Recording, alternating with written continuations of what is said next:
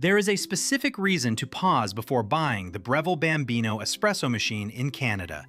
It fits neatly into small kitchens and promises cafe-quality coffee in 3 seconds, but a mechanical flaw hides behind that shiny stainless steel exterior. You need to understand exactly how this device operates under pressure before spending hundreds of dollars.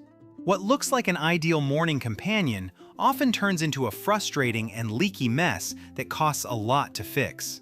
Breville engineered the Bambino around a proprietary thermojet heating system. This technology flash heats water to brewing temperature in exactly 3 seconds, eliminating the standard 10-minute wait time found in traditional espresso machines.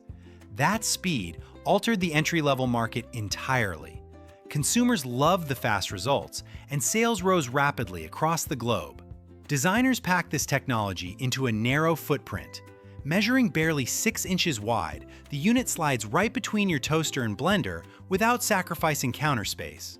However, fitting a powerful 9-bar pump into such a tiny chassis created an immediate physical consequence.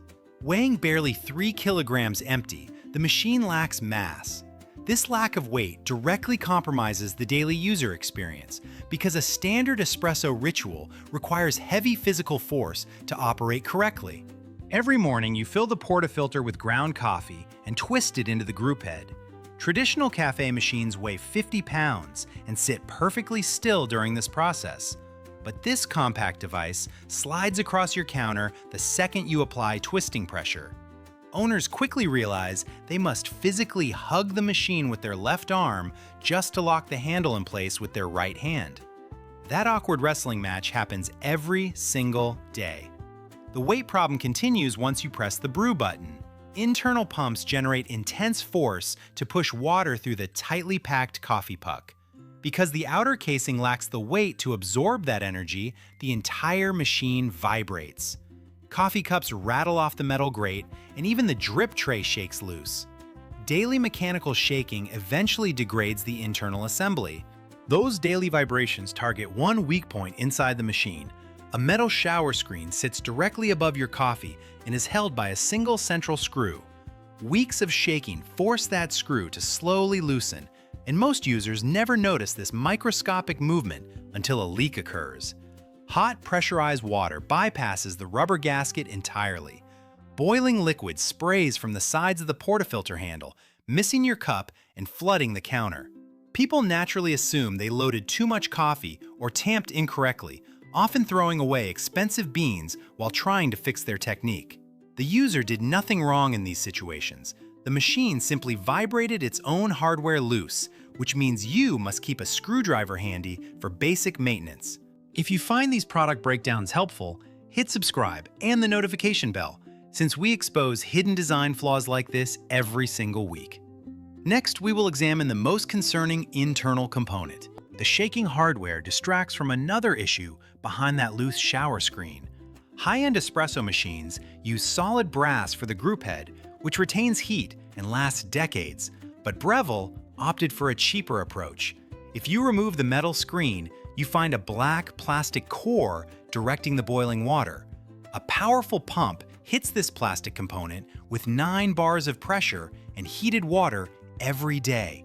Scientific studies increasingly warn about plastics degrading under high heat, and constant thermal expansion slowly breaks down the material over time.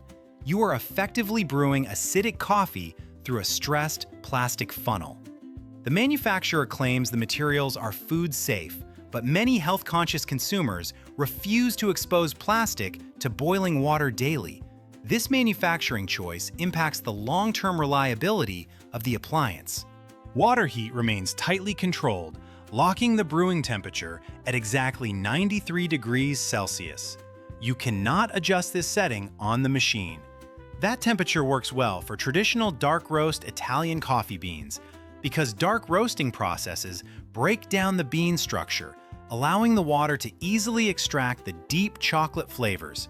The modern coffee industry shifted toward light roast specialty beans, which are dense and require higher temperatures to properly dissolve the sugars inside the bean. Because the Bambino will not heat water past 93 degrees, It struggles to extract those sweet flavors. The resulting shot often tastes sour, resembling the bite of a raw lemon. Buyers spend premium money on expensive bags from local roasters, and the machine physically blocks them from experiencing the intended flavor profile. Upgrading to the Bambino Plus model introduces another layer of frustration. Internal software silently counts every single shot of espresso you pull, and the moment you hit exactly 200 shots, the machine shuts down its primary functions. Flashing lights take over the control panel, and it refuses to brew coffee or steam milk.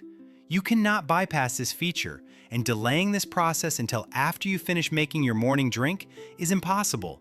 The software halts your morning routine until you run a mandatory 10-minute chemical cleaning cycle. If you are running late for work and just need a quick espresso, the machine actively prevents you from brewing your drink.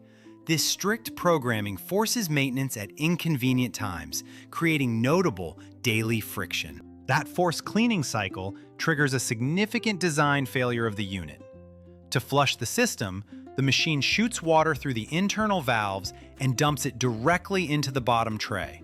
Designers equip the Bambino Plus with a shallow drip tray that holds very little liquid. During the 10-minute backflush process, pressurized water ejects past the small plastic barriers, and maximum capacity is reached in exactly 3 minutes. The remaining cycle minutes simply pump dirty chemical water all over your countertop, dripping down into your kitchen cabinets.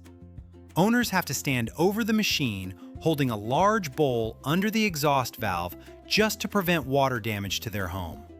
A machine designed for convenience actively creates a large mess. Mechanical stress points eventually lead to failure, bringing Canadian buyers to a difficult reality.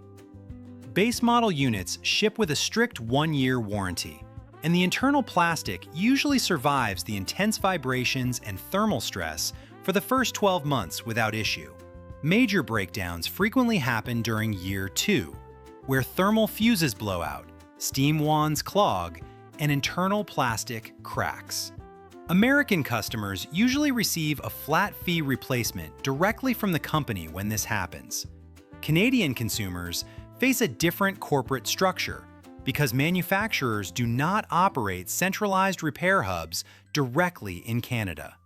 This forces owners into a decentralized network of third-party service centers that can become quite expensive. Customer support instructs you to mail the unit to specific authorized repair centers, like Forum Appliances in Vancouver.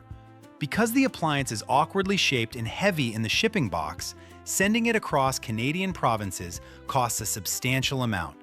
You pay those courier fees just to get a repair quote, and technicians frequently quote repair costs that rival the price of a brand new machine.